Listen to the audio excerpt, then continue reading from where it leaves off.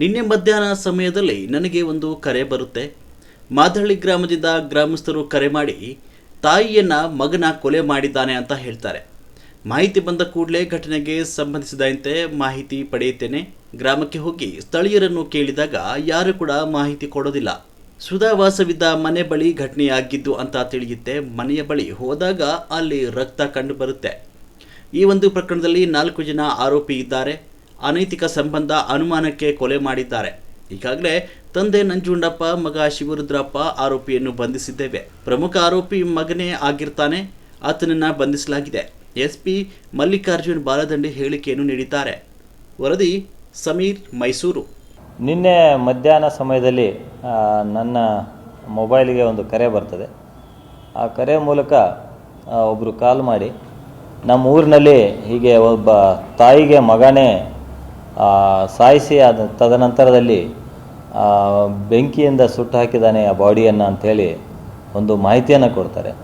ಆ ಮಾಹಿತಿಯನ್ನು ಆಧರಿಸಿ ನಾನು ಕೂಡಲೇ ಜೈಪುರ PSI ಅವರಿಗೆ ಕೂಡಲೇ ಸ್ಥಳಕ್ಕೆ ಭೇಟಿ ನೀಡಿ ಏನಾಗಿದೆ ತಿಳ್ಕೊಂಡು ನನಗೆ ಮಾಹಿತಿ ನೀಡಿ ಅಂತೇಳಿ ಹೇಳ್ತೀನಿ. PSI ಜೈಪುರ ಅವರು ಆ ಒಂದು ಸ್ಥಳಕ್ಕೆ ಮಾದಹಳ್ಳಿ ಅಂತೇಳಿ ಜೈಪುರ ಠಾಣಾ ವ್ಯಾಪ್ತಿದು ಆ ಗ್ರಾಮಕ್ಕೆ ಭೇಟಿ ನೀಡಿ ಅಲ್ಲಿ ಸ್ಥಳೀಯರನ್ನು ಕೇಳಾಗಿ ಕೆಲವೊಬ್ಬರು ಯಾವುದೇ ಮಾಹಿತಿಯನ್ನು ಕೊಡಲ್ಲ. ಇನ್ನು ಕೆಲವೊಬ್ಬರು ಏನೋ ಒಂದು ಘಟನೆ ಆಯಿತು, ಬಟ್ ಅದು ಎಲ್ಲಿ ಆಯಿತು, ಯಾವ ಥರ ಆಯಿತು ಏನು ಅಂತೇಳಿ ಒಂದು ಸರಿಯಾದ ಮಾಹಿತಿಯನ್ನು ಕೊಡಲ್ಲ.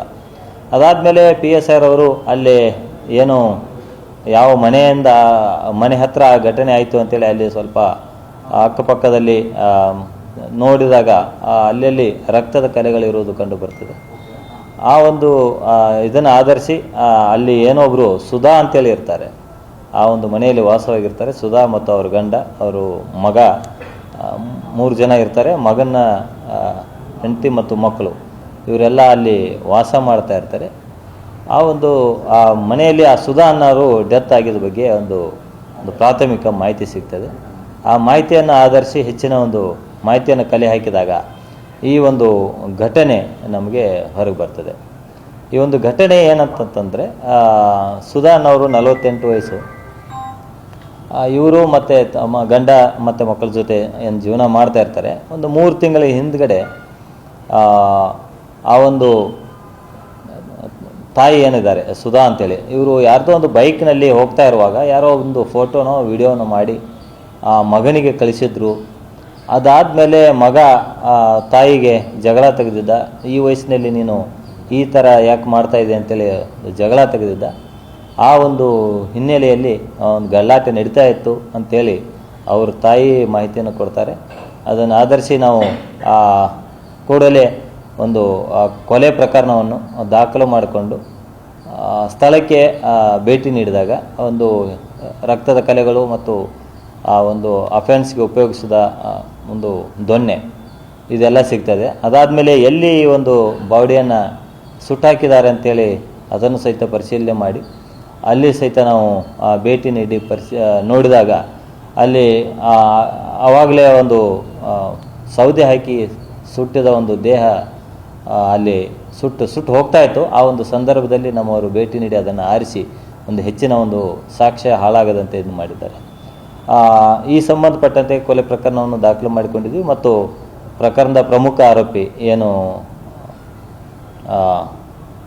ಶಿವರುದ್ರಪ್ಪ ಅಂತೇನು ಇದ್ದಾರೆ, ಅವನನ್ನು ನಾವು ಈಗಾಗಲೇ ದಸ್ತಗಿರಿ ಮಾಡಿ ಒಂದು ಹೆಚ್ಚಿನ ಮಾಹಿತಿ ಕಲೆ ಹಾಕಿದಾಗ ತಾಯಿ ಈ ಥರ ಮಾಡೋದ್ರಿಂದ ನಾನು ಕೊಲೆ ಮಾಡಿದ್ದೆ ಮತ್ತು ಕೊಲೆ ಮಾಡಿ ನಾನು ಹೋದೆ. ಅದಾದಮೇಲೆ ಆತನ ಚಿಕ್ಕಪ್ಪನ ಮಕ್ಕಳು ಇಬ್ಬರು ಇನ್ನೂ ಬದುಕಿದ್ದಾರೆ ಅಂತೇಳಿ ಅವ್ರನ್ನ ಆಸ್ಪತ್ರೆಗೆ ತೆಗೆದುಕೊಂಡು ದಾರಿ ಮಧ್ಯದಲ್ಲಿ ಅವರು ಡೆತ್ ಆಗ್ತಾರೆ. ಡೆತ್ ಆದಮೇಲೆ ಇದನ್ನು ಮತ್ತೆ ಊರಿಗೆ ತಂದರೆ ಎಲ್ಲರಿಗೂ ಗೊತ್ತಾಗ್ತದೆ, ಇದು ಕೇಸು ಬಯಲಿಗೆ ಬರ್ತದೆ ಅಂಥೇಳಿ ಇದನ್ನು ಮುಚ್ಚಿ ಹಾಕುವ ಒಂದು ಉದ್ದೇಶದಿಂದ ಆತ ತನ್ನ ತಂದೆಗೆ ಫೋನ್ ಮಾಡಿ ಇವರಿಬ್ಬರ ಒಂದು ಚಿಕ್ಕಪ್ಪನ ಮಕ್ಕಳ ಇಬ್ಬರು ಸಹಾಯದಿಂದ 4 ಜನ ಸೇರಿಕೊಂಡು ಸೌದೆಯನ್ನು ಒಂದು ತೋಟದಲ್ಲಿ, ಅಲ್ಲಿಂದ 4-5 ಕಿಲೋಮೀಟರ್ ದೂರ ಇದೆ, ಆ ತೋಟದಲ್ಲಿ ಸೌದೆಯನ್ನು ತರಿಸಿ ಅಲ್ಲಿ ಆ ಒಂದು ದೇಹವನ್ನು ಅಲ್ಲಿ ಸುಟ್ಟು ಹಾಕ್ತಾರೆ.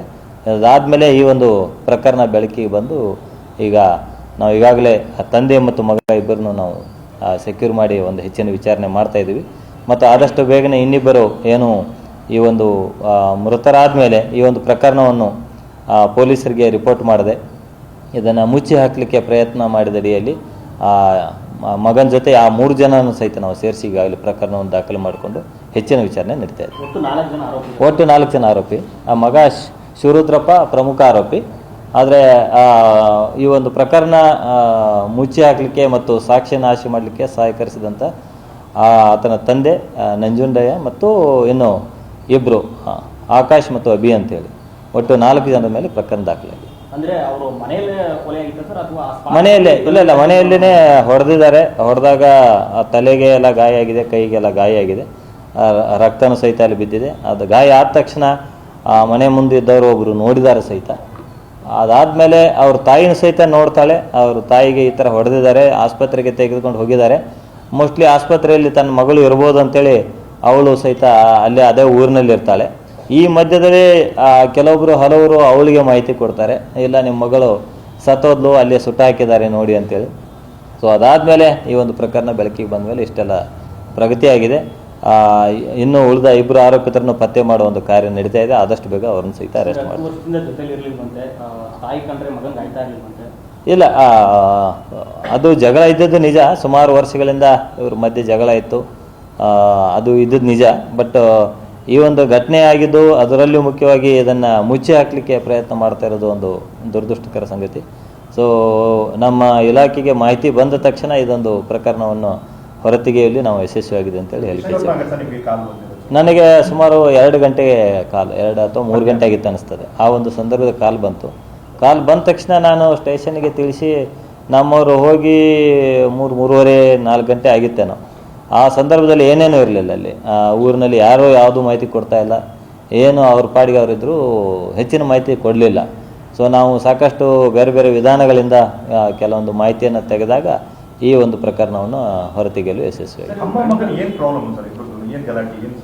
ಇಲ್ಲ, ಗಲಾಟೆ ಅಂತಂದರೆ ಅದೇ ಅಮ್ಮ ಬೇರೆ ಎಲ್ಲೇ ಹೊರಗಡೆ ಎಲ್ಲ ಓಡಾಡ್ತಾ ಇದ್ದಾರೆ, ಬೇರೆ ಬೇರೆ ಕಡೆ ಓಡಾಡ್ತಾ ಇರ್ತಾರೆ ಅಂಥೇಳಿ ಅವನಿಗೆ ಗೊತ್ತಾಗಿತ್ತು.